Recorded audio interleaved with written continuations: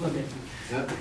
Hi, I'm Daniel Sebastian, and today I will be arguing that California should be allowed to formally secede from the United States.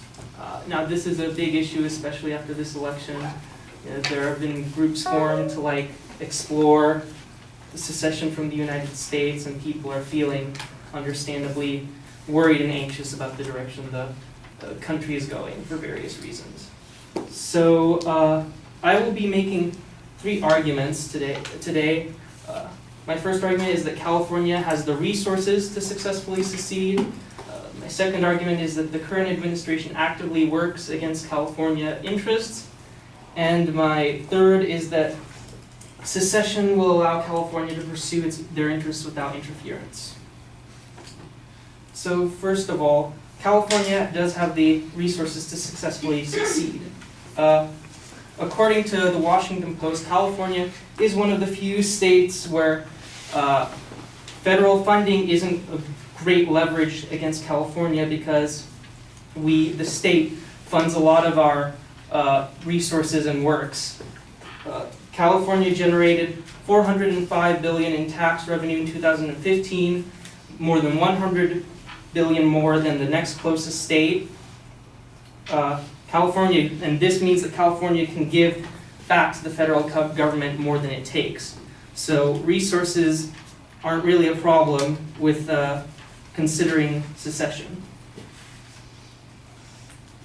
In January 2017, the California Legislative Analyst Office said that California is a donor state, and it receives it receives less money from the government than it gives back. So it actually is doing financially well for itself.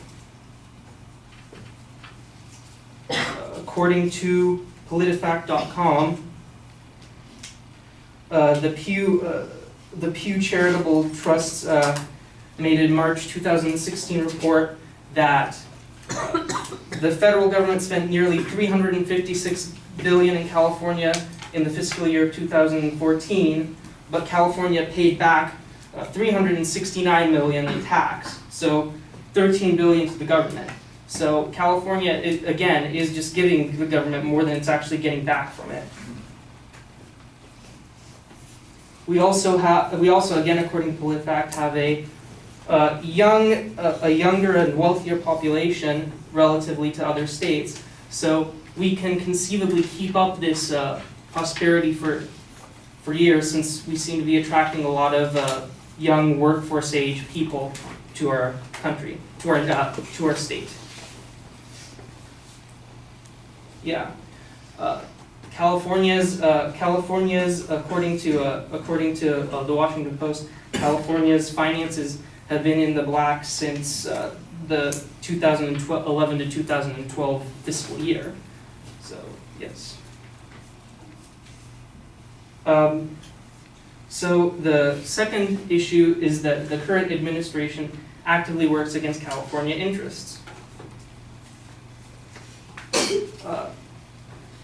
As we all probably know by now, and again according to the University of California, Donald Trump is making policies that are going to negatively affect the significant immigrant population of California that makes up a lot of our workforce and demographics.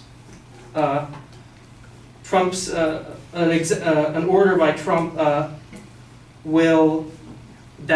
is allegedly meant to prosecute criminal immigrants actually includes anybody who has committed acts that constitute a chargeable criminal offense, whether or not the person has been convicted. So there's going to be people in California who are going to be potentially persecuted and deported because they were arrested for a crime, even if they were proved innocent of that crime.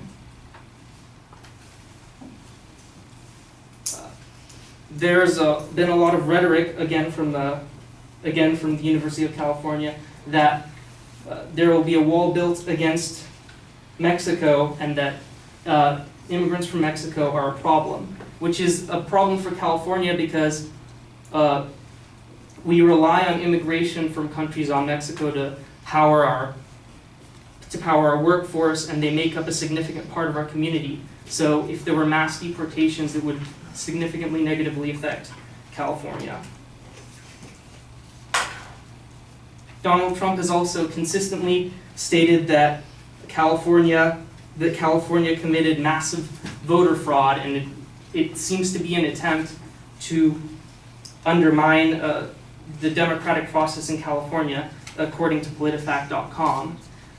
Clearly, there's not much respect towards California's opinions or any kind of state sovereignty here.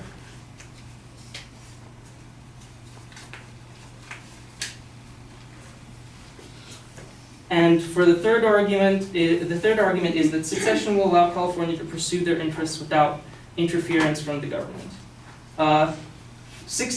According to Politico, 65% of California adults say that state and local governments should pursue their own policies to protect the rights of undocumented immigrants, and 63% support state action to address global warming, which are not really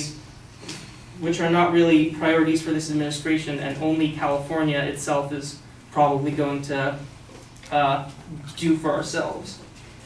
85% of Californians, including nearly 2/3 of Republicans, support a pathway to legal status for undocumented immigrants. Even Trump voters, even 61% of Trump voters are supportive of this. So there's clearly many aspects of the current administration that are significantly opposed by Californians. So the action plan that I'm proposing is that we draft congressional legislation to allow California to formally succeed after proving that there is significant interest in that idea and significant cause to do so. Thank you.